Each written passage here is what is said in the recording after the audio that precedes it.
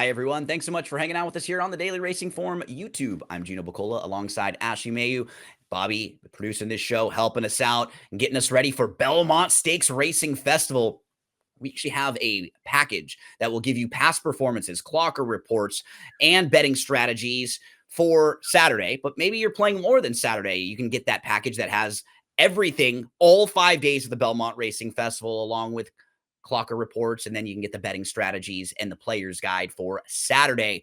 Let's talk about Friday first, Ashley, because we're going to look at the Belmont Gold Cup. This is going to go as race number 10 on Friday. And what makes this race a little interesting is they're going 2 miles. We don't go 2 miles very often in North America, in the US in particular. So a lot of these horses aren't used to going 2 miles. Long for them is like a mile and a half or like a mile and 3/8. So this is a whole extra half a mile for many of these horses, but not for a horse like the one, Flatter the Curve, who just won at 2 miles and has a win at 2 miles and 5/16. So distance shouldn't be a problem for the French bred, the number one, Flatten the Curve.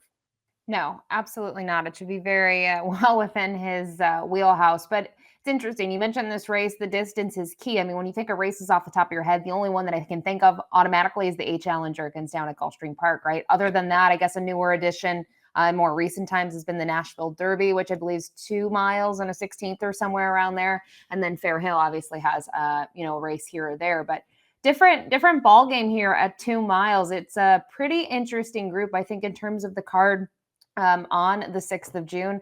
This is one of the best betting races. Let's see what the Timeform US Pace Projector thinks. Remember, you can get the Pace Projector for any of the races when you purchase the All Access Past Performances, or you can purchase the Timeform US PPs, and they'll have that Pace Projector in there. And this is what's tricky in these longer races. There's always a couple horses that'll like take the initiative. Someone has an idea to try to get aggressive and see if they can steal that up front.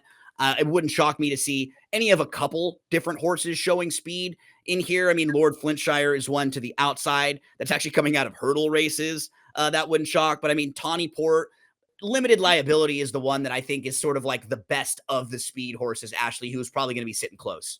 Yeah, I think he'll be very close. Was able to take the Nashville Gold Cup in pretty impressive fashion, gate to Yeah. wire. So, it's going to be interesting. I know we talk about the pace here. I don't know how much you can read into it going 2 miles. It's not like they're going to go blistering here. There's no No. one in here to me that hasn't gone long before that you think, wow, they're going to try to open up 30 lengths on the field. I just don't see that happening. Let's meet the field here, and we'll start with the number one, Flatten the Curve, who is a multiple group stakes winner, who's won 4 in a row, third start of the form cycle. Just really good overall, positive looking horse on paper. Comes in from Germany, was towards the rear, was eighth of ninth early, saved all the ground, moved in between. There was some bumping, but kind of found a way through a tight spot. I like everything about this horse except for the likely price, which will probably be short, but I just feel like he's a major player in here, Ashley. He is a major player. I think if you're trying to go against him, how is he going to handle the ship? It's very different when you're saying going from France to Germany, when you have to come over to the US. It's just a different sort of thing. And you go down the pages, the distance isn't the issue. I think typically when we see European chippers, they would like a little bit more give in the ground. So watch the weather forecast going into Friday at Saratoga before you make any decisions there. But obviously, he's a major player, going to be a short price, like you mentioned. Yeah, I think surface and then pace are the things you worry about with the international horses. Does a horse get like this get outrun, or maybe is the race shape just different than what he's used to? But he's certainly a horse that will run well if he can transfer that form over. Padiddle has been in pretty nice form. This is an honest horse who's 8 for 10 overall in the money, but just that one career victory. So they'll stretch him out. He's never been farther than a mile and a half. That was when he was third in the Pan American behind Far Bridge a couple starts back. What do you think about him in this spot? I think this is a little test of class for him, and then the distance. I think when you look at his maiden score, you go, wow, he wants to run long, but they tried him at a mile and a half and 3 since then. And I just don't think he's had a late turn of foot in those races. He's been a little bit flat. So it's tough to assess. Is, the same thing going to happen at 2 miles? It really depends on the pace in here. But I think just based on what we've seen, he'd be a little bit of a tough sell for me.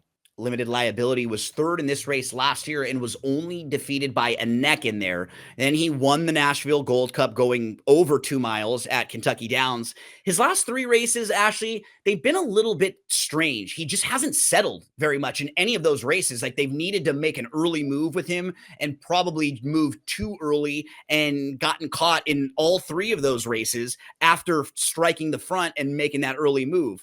I feel like at 2 miles plus, they'll be able to just get to the lead, get aggressive, and try to slow things down with him and not worry about like someone like the harness racing moves that he's been dealing with. You know about the harness. He's been like first over, or he's been the horse who's been doing the give and the go. I feel like they're just going to get the lead in here and have a much better effort on the front end.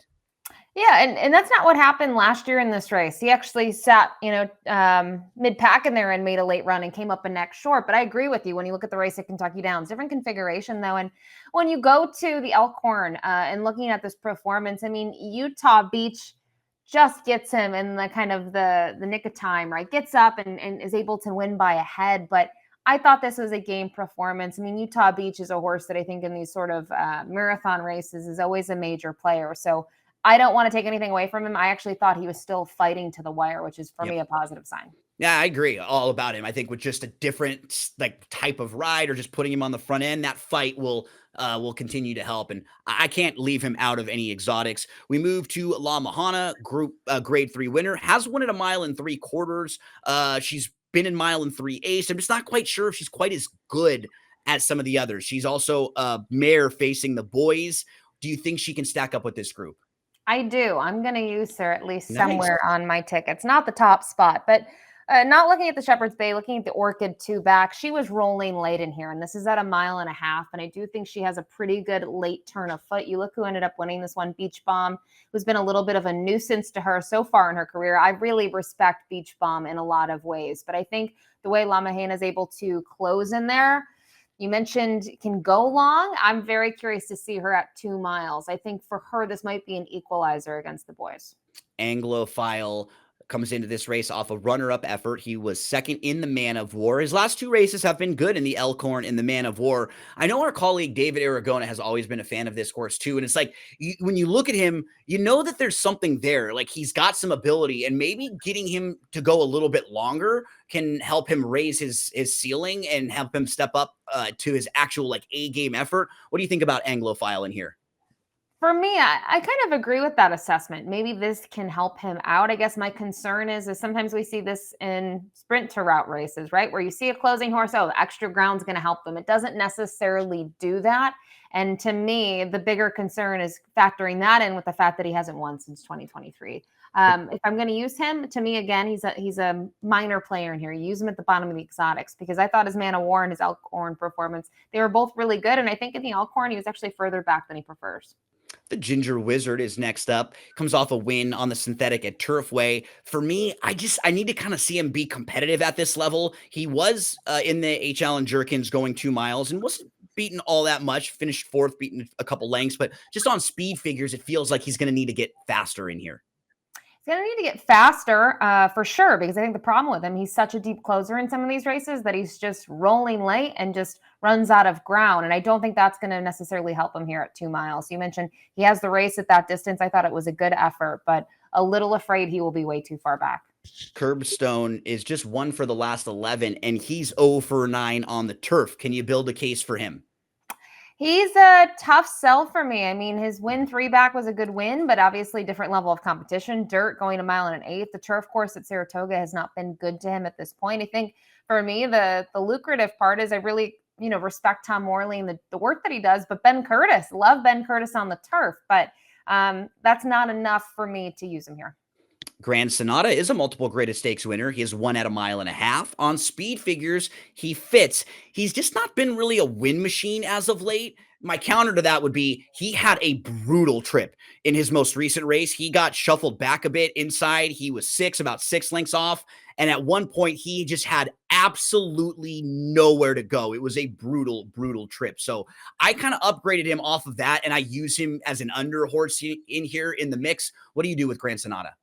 Well, he was hot early in his career, right? And as you mentioned, since then, he doesn't win a lot in his 2 wins. I don't want to discredit him, but We talk about Kentucky Downs. That's one of them. And the other one is just an allowance race. So that's a little bit of a knock for me in terms of those wins. I did like his performance 2 starts back, but I don't know. I don't know where you use him in here and what you think is going to happen. I think Irad's going to have to work out a trip. And where is that trip best? I feel like 2 starts back, he was pretty effective, closer to things early. And then you go down the page and some of his races, he's better being a little further back. I think he needs a mid-pack trip in here to at least be capable of getting a share. Tawny Port is 0 for his last 10. He does have a win at 1 mile and 5/8, so that's positive for distance.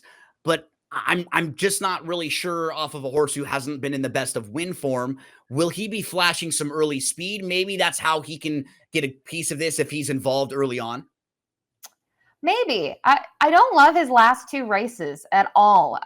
You go back to that form in 2024, there were some credible races in there where he was second and third. He was almost getting the job done. But to me, in his last 2, he just doesn't seem like he's been the same horse. So I think when you factor that in, you can see 2 starts back, they gave him time off, they brought him back, and then he's had time off again. So maybe they've been able to regroup and he can get in better form. But I would take a wait and see approach with him. We round out the body of the field with Lord Flintshire, who just won a hurdle race. So distance should be no problem for a horse who just won at 2 miles plus, and actually did finish third a couple starts back, going 2 miles at Fairhill. He just doesn't have races at this level, like at this caliber against these like graded stakes horses repeatedly. What do you think about Lord Flintshire in here?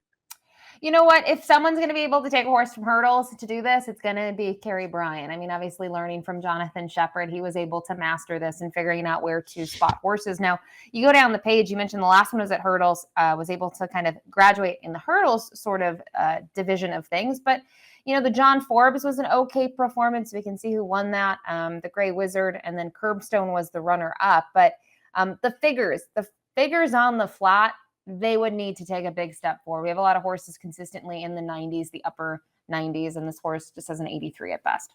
As we move to selections, Ashley, how are you going to stack them up in the Belmont Gold Cup? I'm going limited liability. I think, we've talked about those last couple of races getting caught. I don't think that's going to be as a big of a concern at the 2 mile distance. I thought his 2 mile and a 16th race was really good, even his other longer races in his career. But I think the horse that you use on top here, flat in the curve, you have to respect. They obviously have high hopes for this horse now, shipping him overseas for the first time to see how he can do here. And distance is not going to be an issue for him. Yep, I'll put the one flat in the curve on top. I'm so convinced that he has that fitness edge over the rest of this group of horses who just haven't been going this long. It might be a horse like limited liability if they get him beat on the front end with the horse who has some tactical speed. The 8 Grand Sonata I mentioned had a trouble trip last time out. Me and Ashley used the same 3 in our top 4, 1, 3, and 8, just in different spots. I throw in the 5 Anglophile, and Ashley puts in a price of the 4 La Mahina. But we wish you the best of luck, whoever you play and however you play them in the Belmont Gold Cup.